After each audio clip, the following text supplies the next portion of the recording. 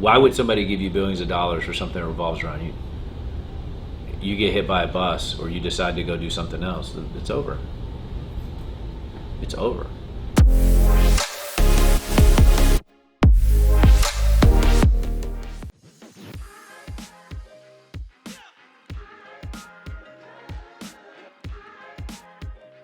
Yeah, so I'm mentoring a friend and I was just like, okay, is your business scalable?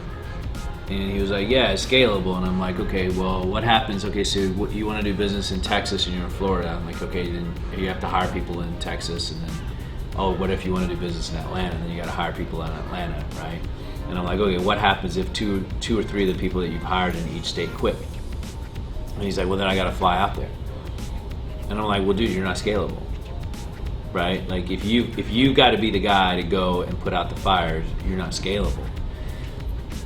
You're just not, right? There's a difference between people that have a business and people that have a company, right? You know what the difference is between a business and a company? Huh? No. A business is you having something that revolves around you, right? Like you're the rainmaker.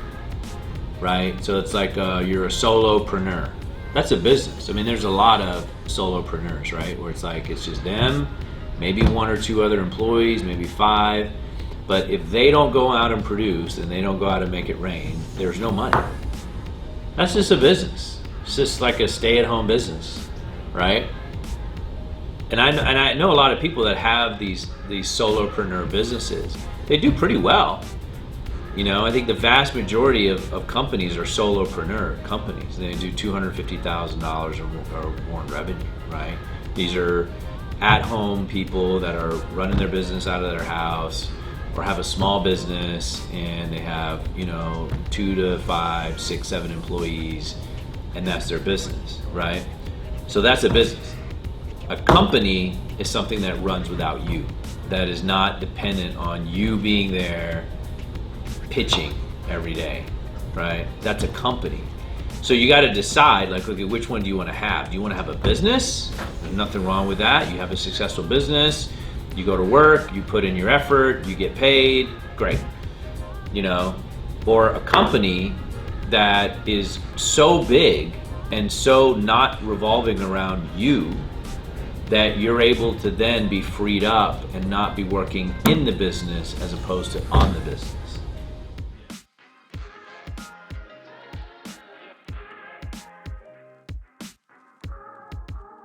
Well, first you gotta recognize that you're working in the business, right? Most people that are working in the business actually think they're working on the business, and they're not, right? So what does working in the business mean? It means like you're behind the counter, you're answering phone calls, you're taking sales calls, you're directly in contact with the customer, right? And something goes wrong, you're in there. You need a copy of an invoice, you're getting a copy of an invoice, or your customer calls, you're answering the phone. That's working in the business. And people that work in the business, they don't grow as quickly or as big as people that work on the business, right? The difference between the two is the person working on the business is more from an exterior viewpoint, right? And they're orchestrating everything. So for me, from the very beginning, I was like, okay, how do I build this company into a company? How do I build this business into a company? Because it started as a small business, right? It was me going out, calling on doctors, doing the whole thing, being everything. And then I had to scale to be able to get it to be a company. So there was a period of time that my receptionist made more money than me.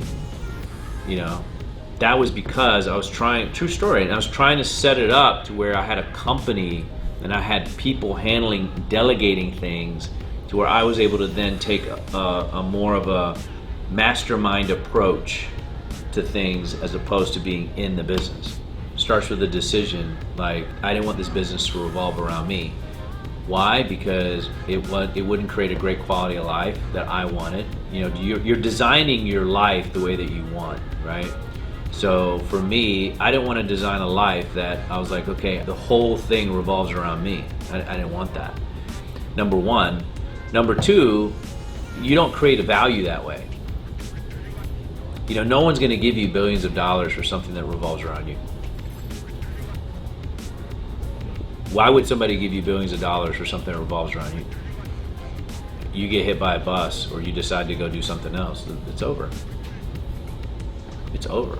So you got to build something that doesn't revolve around you, and that's a decision, and then it's following through and setting it up to where it's like, you have it set up in such a way that you have a flourishing company that can grow in double digits without you being the guy.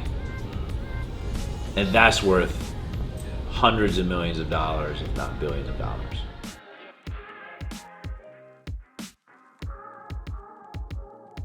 Then they'd have to follow through with it. They'd have to figure out, and I don't know everyone's business, but you'd have to figure out, okay, what am I doing and how do I replace myself? That's all I did. How do I replace myself? Oh, I'm doing this now? Okay, that doesn't make sense. How do I replace myself? Oh, I gotta hire a sales manager? Oh, I don't have the money? Oh, I'm gonna make less money? Okay, great. I made less money than most of my employees for probably 4 or 5 years. And I did that knowing that I wasn't like, I'm gonna do this forever, but I did it to where I was like, okay, at some point it's gonna hockey stick, right? So that's the difference.